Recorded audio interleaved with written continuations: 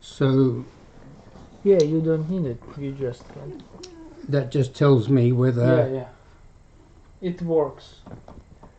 You can start stream. it's switched on already. Yes. Okay.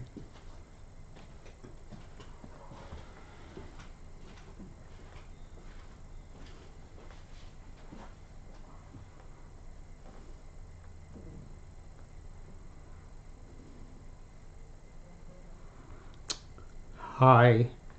We're just waiting for a couple of technical things to happen, and then we'll be right with you.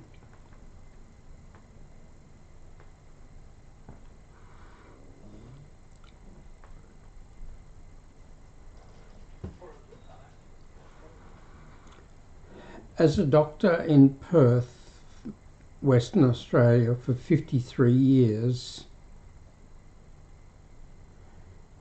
I did a lot of nitty-gritty stuff, but I also tried to get the big picture.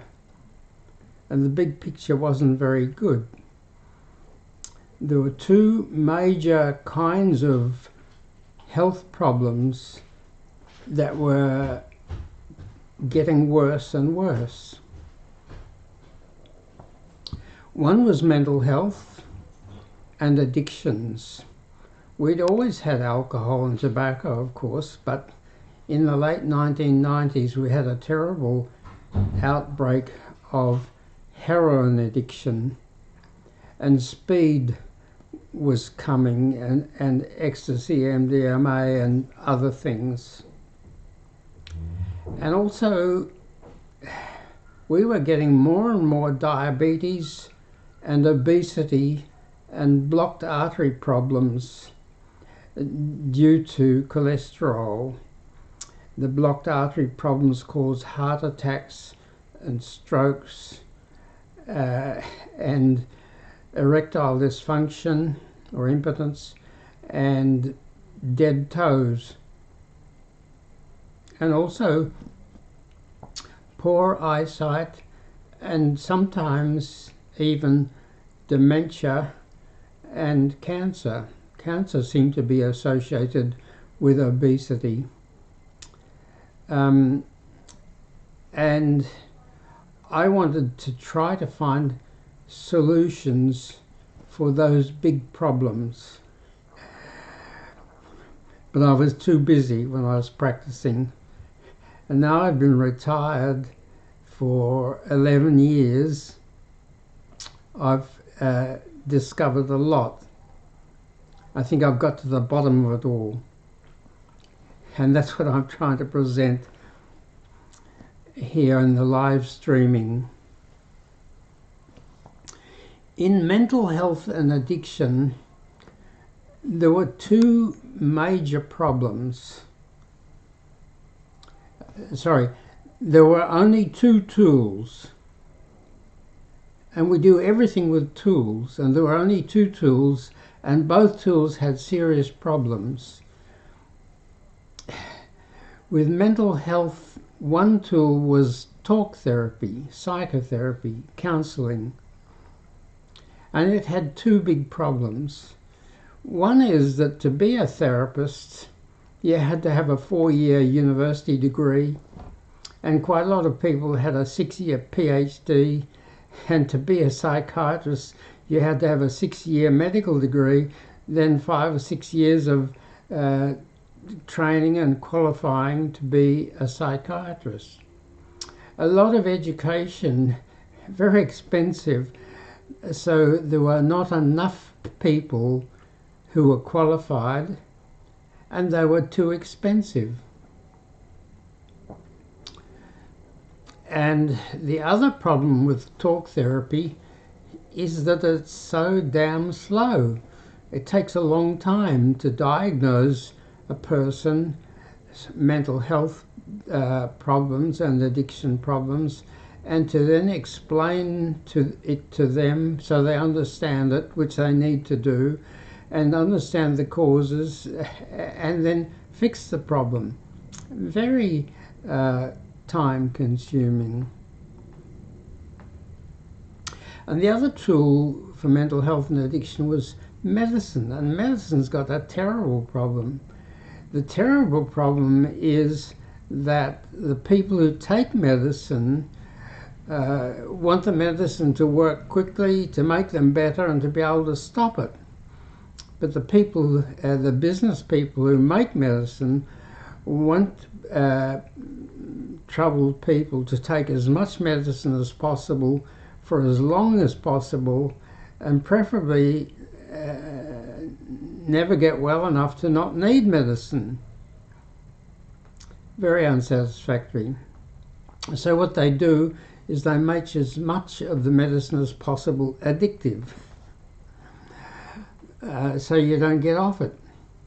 So the commonest mental health problems and cause of addiction is anxiety problems.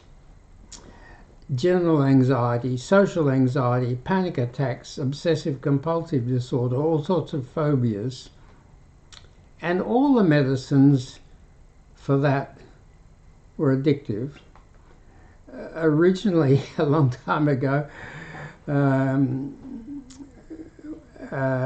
I first started, it was barbiturates, and there were many different barbiturates, and they were all addictive. But they started to give us better medicines in the 1960s, like Valium and Seropax and Mogadon and stuff like that. But they were all addictive too. And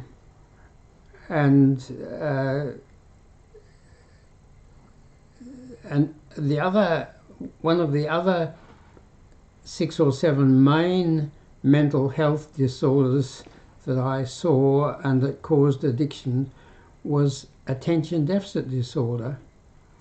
But attention deficit disorder, there were 3 medicines for that, and they were all addictive. Dexamphetamine, Ritalin and Adderall, all addictive. Oh, we'll fix that problem, they said. So what they did was that they made it illegal for family doctors to prescribe those medicines, and they had to be prescribed by a pediatrician in the case of children and a psychiatrist in the case of adults. So you couldn't go to your local family doctor who knew you and you knew them and they knew your family, and they were convenient and they weren't too expensive and you got onto it early.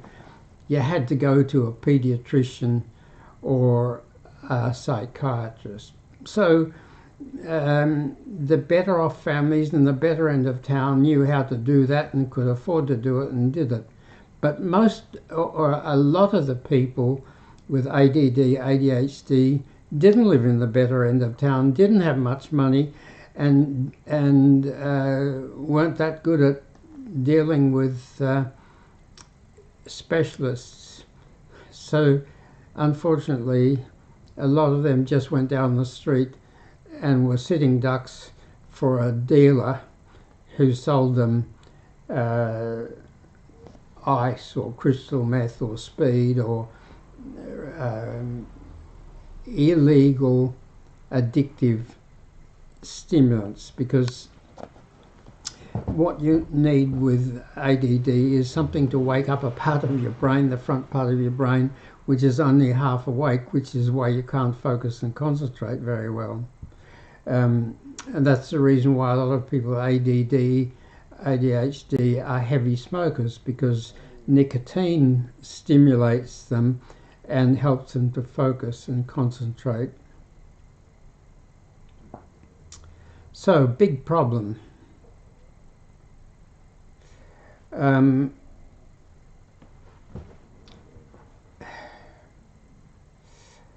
Also, when I started to work in addiction in 1997, I started to work 10 hours a week in an addiction clinic. I wanted to know what caused addiction. It looked like a health matter to me, and with health, you always want to know the cause. If you don't know the cause, it's too hard to fix things. And if you don't fix the cause, people just relapse. And that was what was happening. So they were putting all these addicts on addictive medicines. Methadone. Methadone. God, what a terrible medicine that is.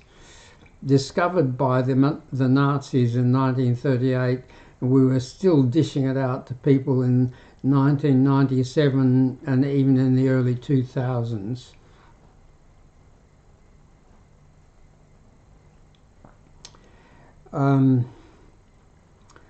So I set out to try to find non-addictive medicines for addicts. And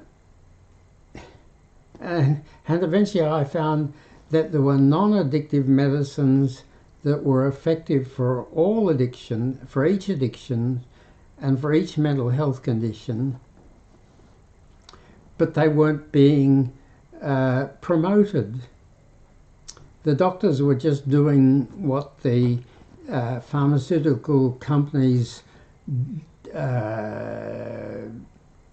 people explained to them they should do, or the pharmaceutical company would have a great dinner with a guest lecturer, and of course the guest lecturer was tame and promoted their product, and their product was nearly always addictive.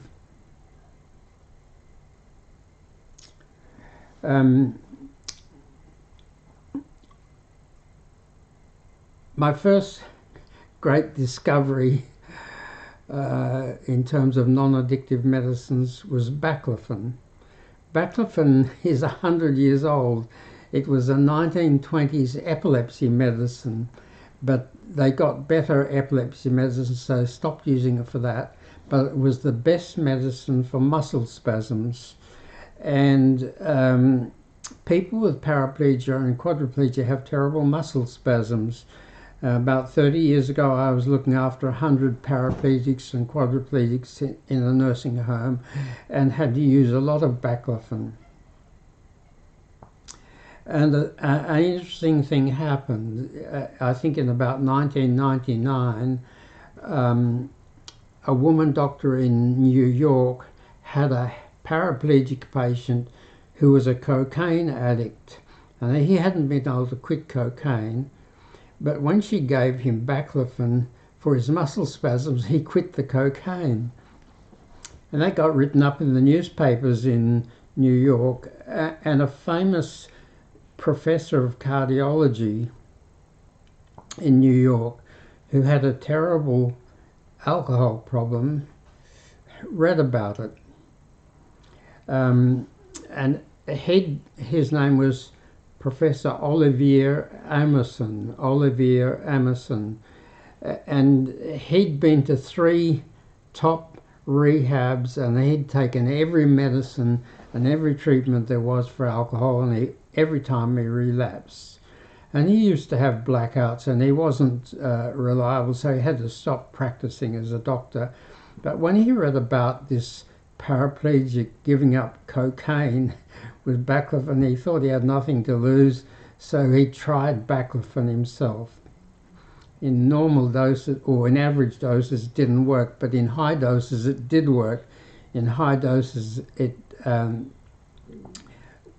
was almost miraculous in its improvement in his anxiety and alcoholism, because anxiety was what caused his alcoholism. When he was a teenager, he was a great pianist. He came from France, and he used to play the piano for big audiences, and he got nervous, and it wasn't very hard to get some alcohol in France, so he just started to drink alcohol as a teenager to help him with his piano performances, and of course he became an alcoholic. On baclofen, he could completely abstain, or if he was in a situation which required that he would have one drink of alcohol and stop, which is very unusual for alcoholics. Usually, once they quit, if they only have one drink, they're gone again. But it just worked wonderfully for him, and so he wrote a book called The End of My Addiction. Professor Olivier Amerson, The End of My Addiction. I read that book and I thought, wow, this is wonderful. This is what I can give all my heroin addicts for their anxiety. And it worked very well for them, and it wasn't nearly as addictive as Valium and Seropax and all those sort of things. Ambien, Stilnox, very addictive, but it was still a bit addictive. And I had 2 patients who did very well on it, but took too much. Most didn't take too much, but 2 did take too much. I can't remember the details of one of them, but one of them was an Asian lady, and she was in deep trouble because a few days before, her husband OD'd on heroin, and she was a heroin addict, a widow with a couple of kids, and in deep trouble, and I put her on baclofen, and it worked very well for her. But it wasn't very long before she was up to 9 tablets a day, which was much better than heroin, but it worried me. So I gave her a combination of baclofen, mirtazapine, and naltrexone in the ratio of 3 milligrams of baclofen to 2 milligrams of mirtazapine to 3/4 of a milligram of naltrexone. Mirtazapine is an antidepressant which has a very calming effect. It's great for helping people to sleep, and it makes them calm as well as being an antidepressant. So in the combination, she didn't need to take as much baclofen, and so that was much better. And naltrexone, 50 milligram naltrexone tablets, the approved strength, gives people terrible side effects because it blocks all their endorphins, and they feel terrible and they just stop it. But the Addiction Commissioner of New York, Dr. Bernard Bihari, in 1984, he had 41 methadone clinics, and he was looking for something better. And in 1984, when they approved 50 milligram, when the FDA approved 50 milligram naltrexone tablets, he gave them to some of his patients, but they wouldn't stay on it because of the side effects. So he realized that 50 milligrams was just way too much, and he gave them 1 to 10 milligrams, and he found that 3 milligrams was the best dose. 3 milligrams didn't block heroin for 24 hours, and it didn't block their endorphins for 24 hours. It blocked them for 3 hours, and in that 3 hours, a person taking 3 milligrams of naltrexone, their brain and glands fought back to try to overcome the block by increasing their endorphin production, their endogenous morphines, by 250 to 300%. And after 3 hours, when the 3 milligrams of naltrexone wore off, all those extra endorphins made these addicts feel much, much better. And the endorphins lasted for 24 hours. But there was a problem. The problem was that to take even 3 milligrams of naltrexone, they had to stop all heroin and addictive painkiller, opioid painkillers, for 3 days. If they took even 3 milligrams and they'd had heroin or addictive painkiller in the previous 3 days, they had terrible rapid detox. And he didn't solve that problem. And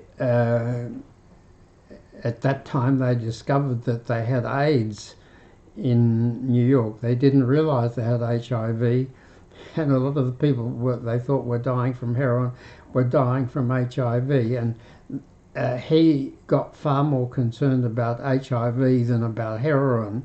They thought at first that HIV was going to wipe out whole cities, and also he treated because boosting your endorphins boosts your immune system. That helped a lot of people with autoimmune diseases and cancers. And he got much more involved in HIV and cancer treatment and didn't solve the heroin problem. So I thought if 3 milligrams is better than 50 milligrams, perhaps less than 3 milligrams would be better for heroin addicts. And I tried from 1/8 to 1.5 milligrams of naltrexone and found that 3/4 of a milligram of naltrexone for a heroin addict gave them no side effects, didn't cause rapid detox, and relieved their craving for heroin for an hour. And after an hour, the craving started to come back, so you give them another 3/4 of a milligram, and you repeat 3/4 of a milligram every hour, and after about 10 hours, they could take 1.5 milligrams, and that relieved their craving for a couple of hours. And then if they did use that to stay off heroin or painkillers, addictive painkillers, for 36 hours, they could then start to take 2.25 milligrams, which gave them even longer relief. And after 72 hours of heroin-free and addictive painkiller-free on lower doses of naltrexone, they could take 3 milligrams, which stopped them from relapsing. So that was called LDN, low dose naltrexone, and I called 3/4 of a milligram every hour RMN, repeated microdose naltrexone. So if I gave people repeated microdose naltrexone in increasing amounts for 72 hours, then they could take low dose naltrexone, and then they were home and hosed.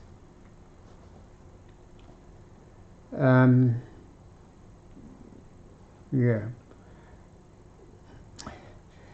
And there were other combinations of medicines for all the different addictions.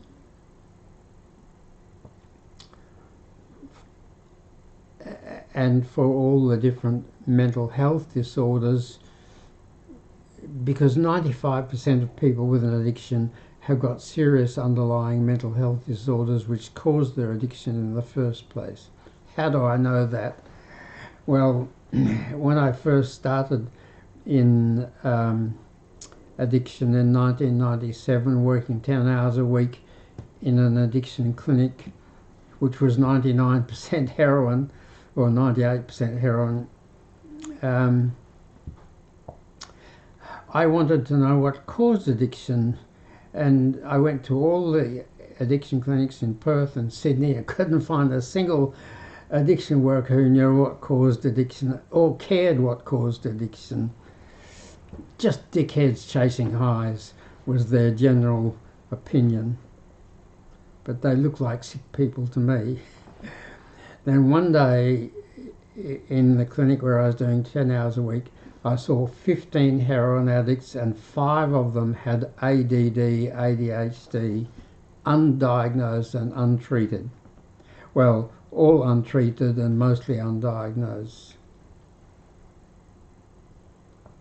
So I knew it was the ADD that caused the addiction, not the addiction that caused the ADD, because they had ADD since they were the school children, but they didn't start heroin until their teens or 20s or 30s. So then I asked all the addicts I saw about their childhood, about their families, about their schools, their districts, what had happened, and I found that 19 out of 20 of them had serious mental health distresses for many years before they became addicts. And they nearly all had 2 or 3. The big ones were anxiety disorders, major depression, bipolar disorder, ADD, ADHD, post-traumatic stress disorder, severe low self-esteem, a few schizophrenia, a few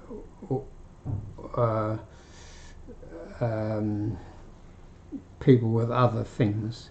But basically, if I could treat those major things, they could get off their drugs, and most of them did not relapse. What they needed was what's called dual diagnosis. Dual diagnosis is diagnosing and treating their mental health disorders at the same time as diagnosing and treating their addiction. And no one was getting that. I couldn't find anyone else doing dual diagnosis. In about 1970, or in the 1970s in Western Australia, they decided to separate mental health treatment from addiction treatment. So there were mental health clinics, and if you had a mental health disorder, you could, on the end of a long waiting list, you could get treatment for your mental health at a free government clinic. But they wouldn't see addicts or alcoholics. Addicts or alcoholics couldn't get an appointment at a mental health clinic. So they went to an addiction clinic. And at the addiction clinic, they knew nothing about mental health. None of their business. Their business was addiction. Very sad that the only way to get people off their addiction was to put them on addictive medicine. But oh well. There you are. So when I treated people with dual diagnosis, they just got better. Not everyone, but so many of them got better. If they had terrible panic attacks, I still remember one kid in his early 20s who used to drink 6 litres of wine a day, and he had terrible anxiety. He was a bit like Professor Olivier Amerson, who wrote the book The End of My Addiction. When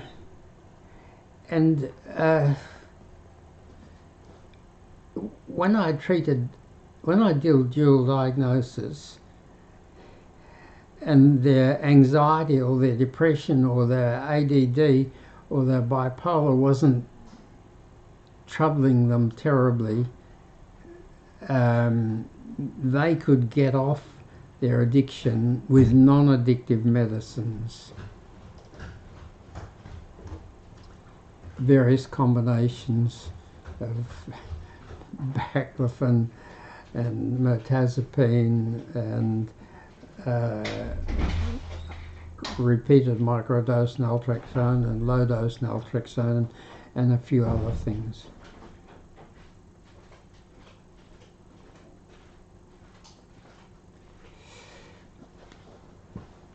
And what about all those people who are very obese and who are diabetic and who were impotent? I treat a lot of impotent people. Their problem was that their arteries in their penis were blocked by cholesterol and fat, and quite a lot of them had heart disease and strokes, and very poor circulation in their feet and their eyes.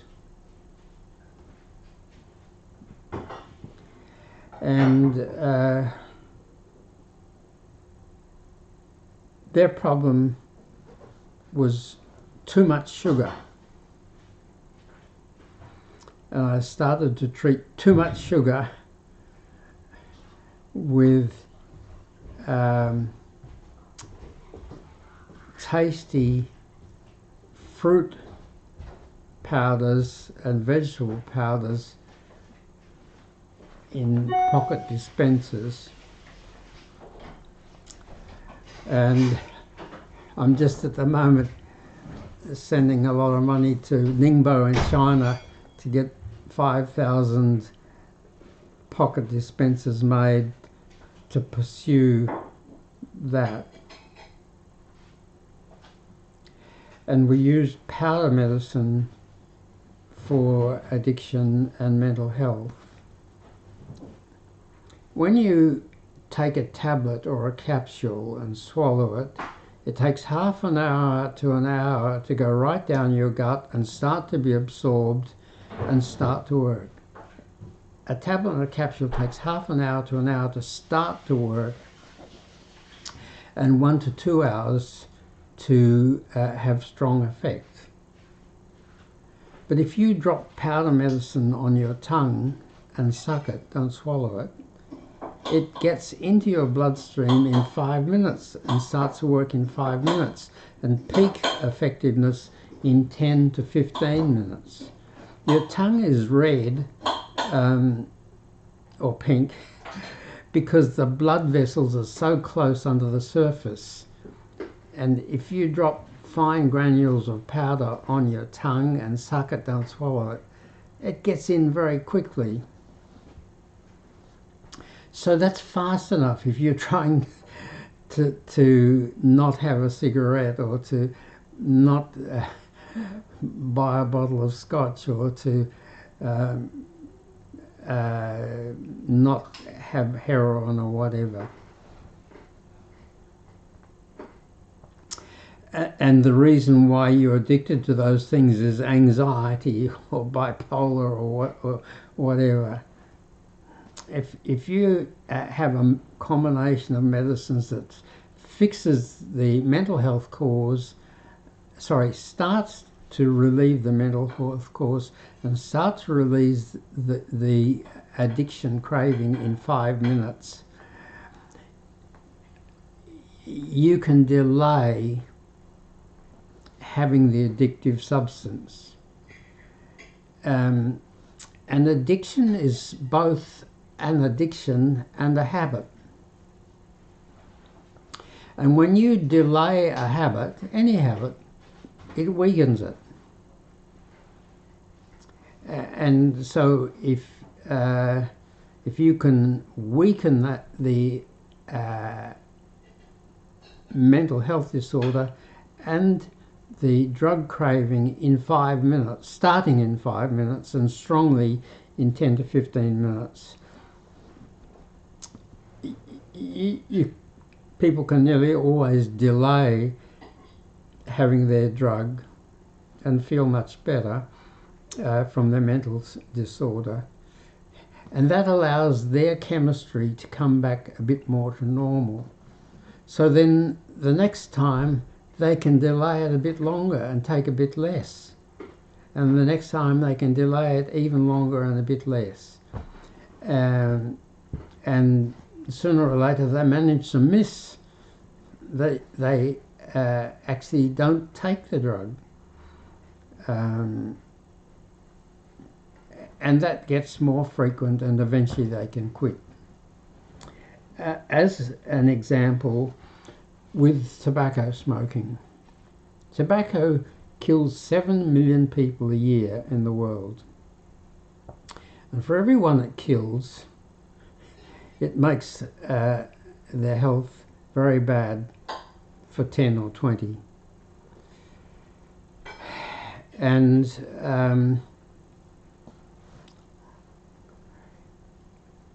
with the right combination of powder medicines to cope with whatever the underlying mental health disorders are and the craving for tobacco, they can reduce their tobacco smoking by a quarter in about 1 to 3 weeks. And then another 1 to 3 weeks they can reduce it another quarter. Another 1 to 3 weeks they can reduce it another quarter. Another 1 to 3 weeks they can quit. And they don't relapse. Well, they might relapse, but next time they know what to do and they can quit again within a few days or a week. And of course I didn't see the ones that didn't want to quit. I saw the ones that wanted to quit. So the ones that wanted to quit were soon back on to the powder medicine, and they got better.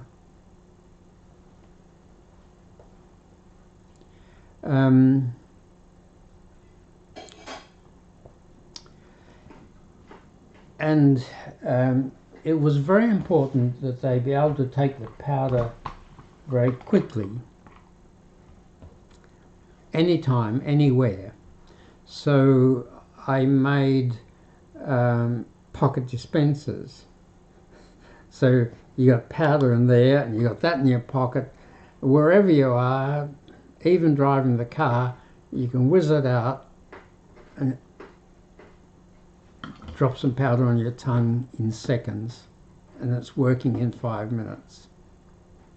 Except it's even better than that, because if the powder has got a very nice strong flavouring in it, you get taste conditioning. You've heard of Pavlov's dog and their conditioning. When dogs get meat to eat, they salivate. And Pavlov found that once dogs got used to him coming and giving them meat and salivating, they start to salivate when they hear his footsteps in the passage 5 minutes away, or not 5 minutes, a few minutes away. Well, it's a bit like that with very tasty powder medicine. If every time you take the medicine you have a lovely taste, and within 5 minutes it starts to work, your body connects those two things, and soon you start to get a placebo effect as soon as you taste the medicine. So you drop the powder on your tongue, it reaches the taste buds at the back of your tongue, and it starts to work in seconds instead of 5 minutes. Even better than 5 minutes, even more effective. I'm raving a bit, aren't I? Because I think that these things could go global and save millions of lives. So I got so busy that I had to develop some tools to save me time. The first tool was a 20-question paper checklist, which my nurse would do with the addicts before I saw them, and then I would know about them in 3 minutes instead of 23 minutes, and so I could see more people.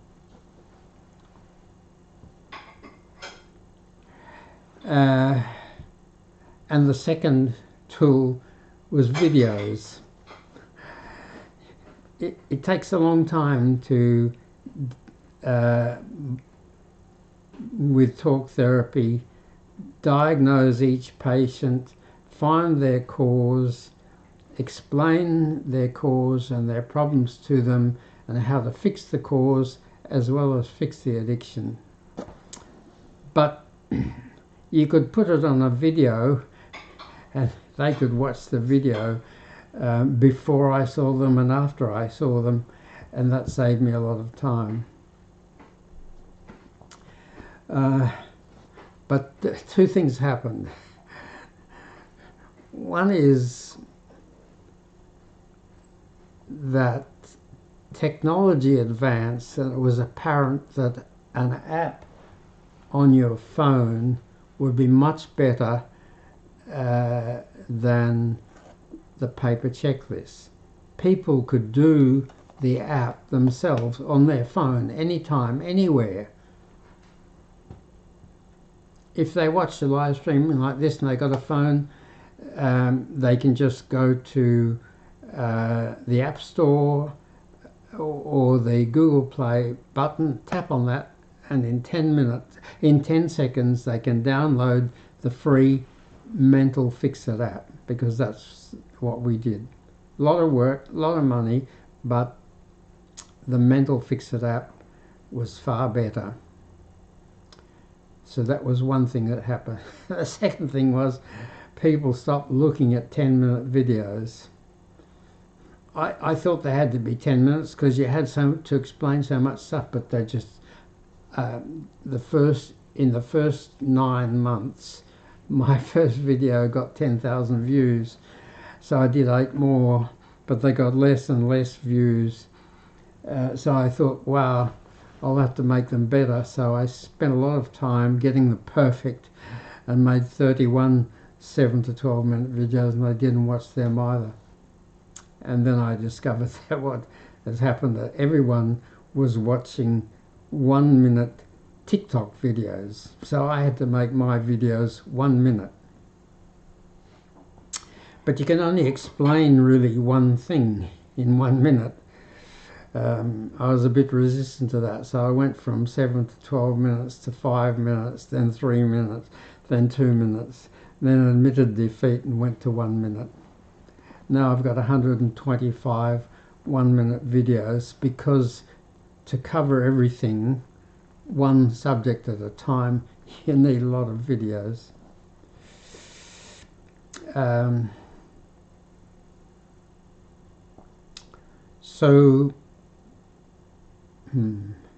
What I realized was that there were never going to be enough experts to give everybody that needed it talk therapy. And nobody was going to make powder medicines that are cheaper and work much better and fix people so they don't need it anymore. So what I needed to do was make tools. We don't do anything without tools today. Everything is tools. When I was a boy, in the kitchen there were only 2 tools. There was a big tin dish that you washed your dishes in, and there was a wood stove that you had to light every morning and keep on putting wood on all the day. Now there's refrigerators, there's electric and gas stoves, there's electric kettles, there's dishwashers, there's grinders and mixers and air conditioning. Just in the kitchen there's 8 or 10 tools. Everywhere there's tools. Why weren't there tools? Mental health and addiction is such a great worldwide problem. Why were there only 2 tools which had great weaknesses? So now I've got 8 tools. The first tool is 125 1-minute videos on all the platforms, but I find TikTok the best. The second tool is the app, the Mental Fix It app, which is free. Anybody can download it in 10 seconds. They can answer the questions in 10 minutes, and they then get an instant report that tells them which of 6 of our 100 videos will help them most. They can watch those 6 videos, some of them twice, in 10 minutes. And 25 minutes from when they started, they know what their problems are, they are starting to understand them, they're starting to understand the best treatments, and yeah. So the third tool, of course, was the websites. And being the stodgy old doctor that I am, my website was pretty long. It's called mentalhealthvideos A to Z.com. But we've just revolutionised that, and now we've got mentalfixit.com. Mentalfixit.com. We haven't got everything on that yet, and we won't put everything on because people don't watch everything. But we'll watch the most important. We'll put the most important things in short version on on smilefixit.com. Smilefixit.com. So 1 minute videos, the Mental Fixit app, the websites, and then live streaming. I didn't know about live streaming 4 or 5 months ago, but my very helpful tech friend who helped me make the app told me about it. Now I do 4 sessions a week of about an hour and a quarter. Wednesday, Friday, Saturday and Sunday, 7 o'clock, for an hour to an hour and a quarter, which seems to be, it's a little bit different to the 1 minute videos, and it helps people. Like we got 3,500 followers and 6,000 likes, and it's obviously very helpful. The 5th tool, which I haven't got properly defined yet, is smile. Smiling is so important. It's so important to be happy. I grew up in an age where it was virtuous to be serious, and it was a bit flippant to be happy.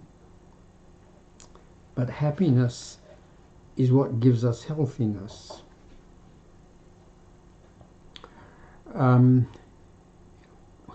Where our life is dominated by about 60 chemicals in our brain. And the most important group of chemicals in our brain is our happy chemicals. Our happy chemicals are dopamine, serotonin,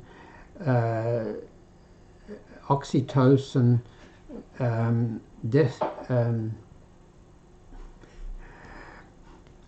and over 20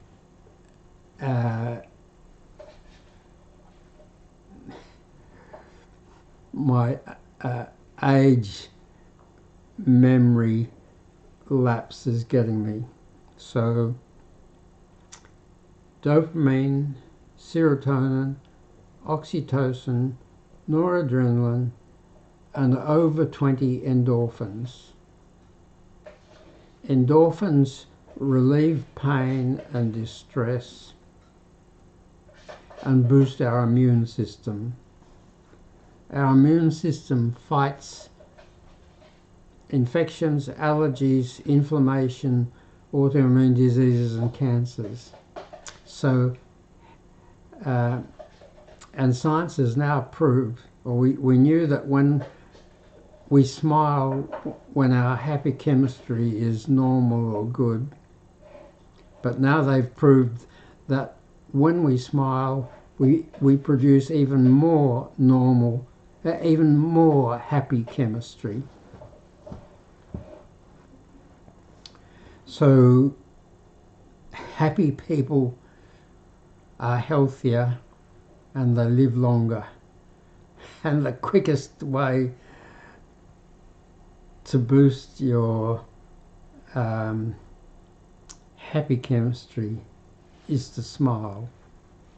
Now I want to make clear the difference between pleasure and happiness. Dopamine is the pleasure chemistry, and dopamine underlies every addiction. Every addiction is a chemical or a habit or a thought or an activity that give you a dose of dopamine that doesn't last very long, then you want another dose of it, so you take another lot of whatever gave it to you. And of course, that's the basis of Facebook and all the big successful social media work on dopamine. So dopamine is good, pleasure is good, but it can be addictive. Serotonin is the happiness medicine, a happiness chemical. Serotonin makes you happy and contented. You don't have to have another lot every few minutes. So pleasure is good, but it's addictive. Go for the contented happiness, and smiling is the fastest way to achieve that. But you mustn't smile when you're angry. One of the most harmful mental habits is when you're angry to smile and do nothing about what's causing the anger. And that internalized, suppressed anger for which the cause is not fixed, you smile, damages your whole chemistry and can cause very depressed immune system and very serious autoimmune diseases, inflammation and cancers.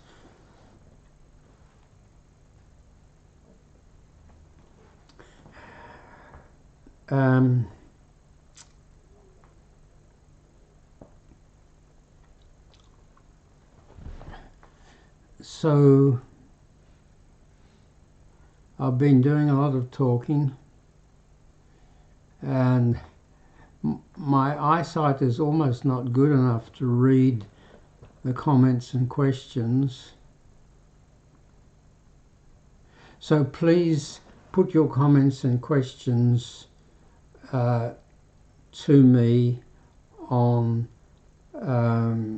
whatever platform you're on. Every time when I finish doing live streaming, I go through all the new people, the new followers, and all the people who've given us diamonds, and look for comments and questions and try to answer them where that's appropriate. And I do the same again the next morning, because a lot of stuff comes in overnight. But I'm very old and I'm not good at technology, and if I miss you, I'm sorry about that. We're going to get better at it, and our aim is for everybody to know everything that they need to know and have solutions.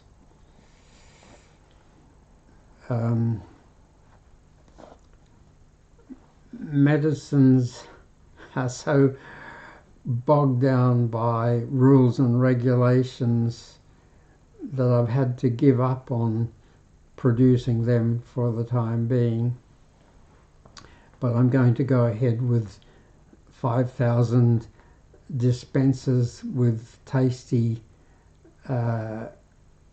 harmless powders in them, which are not medicines but which are very effective. Taste is so important. Habits are so important. My 18-year-old granddaughter gave a half-hour talk on daydreaming at her recent school graduation, and now I know that daydreaming is important too, but definitely taste is very important, and we can use taste to overcome the obesity and diabetes and blocked artery problem. So we'll do that next. Now, in the next day or two I've got to make another 8 videos. We try to put a new one out every day.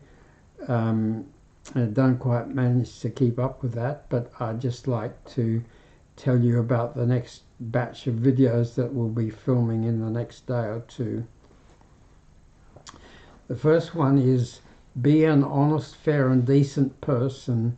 Selfish people are losers. To get a good life, you need good relationships with good people. Selfish, unfair, dishonest, sometimes nasty people don't have good relationships. They have some short-term wins, but long-term they're losers. So be an honest, fair and decent person. Download the Mental Fix It app and find out which 6 of our videos will help you most.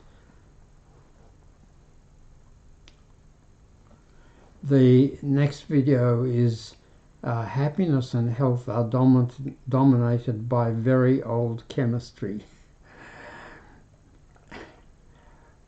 Our life is dominated by 60 chemicals in our brain, and they're very old. They developed in our ancestors over hundreds of thousands of years. Our genes change a little bit every 10,000 years, and our chemistry developed over hundreds of thousand years. And in that hundreds of thousand years, our ancestors lived in groups of 30 to 150 people in the wild, and they were very close. They had to live like that because to get enough food, they have to be able to walk there and walk back to the camp in the daylight. No electric lights. If there was too many people, there wasn't enough food. So 150 was the upper limit.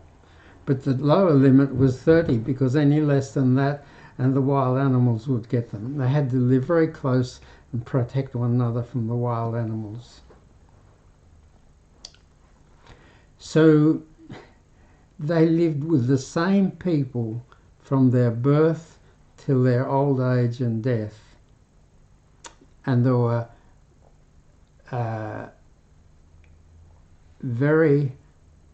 mostly the same extended families.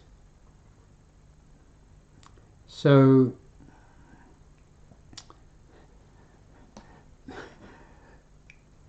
our lives are much better because our chemistry is adapted to that.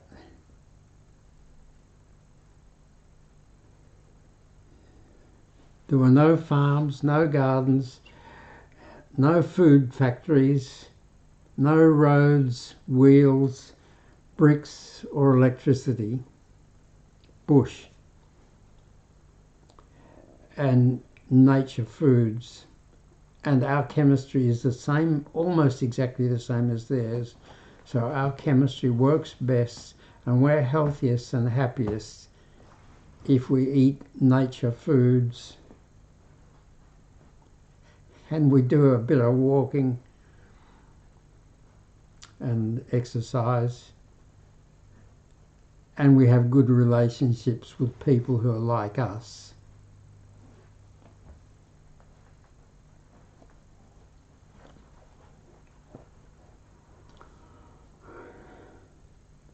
A few things about sex. Good sex gives great pleasure, closeness, families, and boosts feel-good endorphins chemistry, which cuts pain and suffering and manages our immune system, so makes us healthier by fighting infections, allergies, inflammation, autoimmune diseases and cancers. Good stuff. But a lot of physical sex is often alternative to love and affection and care and touching and hugging and kissing. So a lot of high physical sex marriages are somewhat empty and don't last.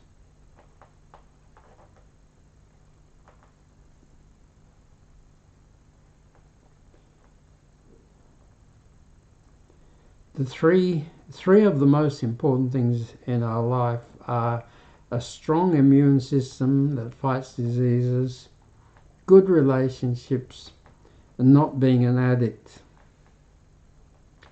and good feelings. Feeling good gives you all three of those things, and feeling bad takes them away from you. So make smiling a strong habit, and go for the serotonin happy, contented happiness more than the dopamine pleasure happiness. Do you need a better home?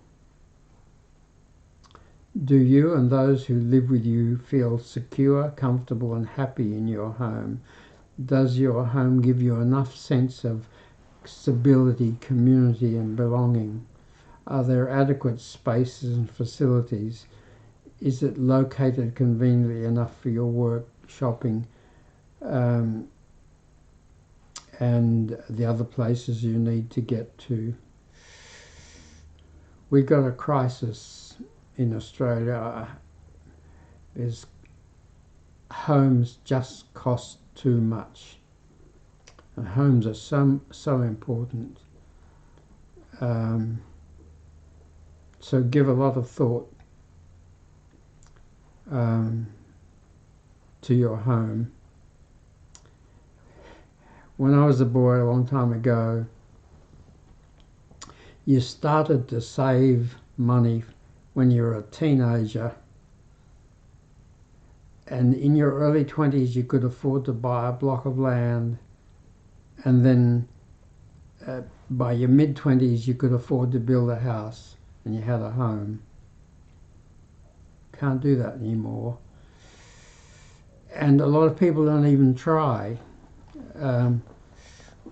We throw our money away on all sorts of things, so give serious thought to your home, to get to making a home. A good marriage is two good people who are like-minded and compatible enough that they grow closer and closer and closer.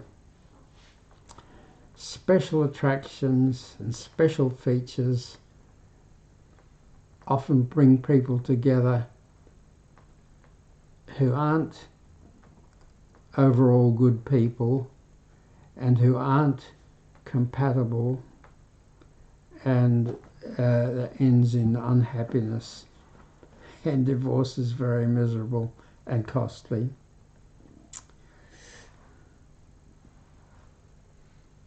Well, I think that's enough for Wednesday. See you again on Friday, maybe, hopefully.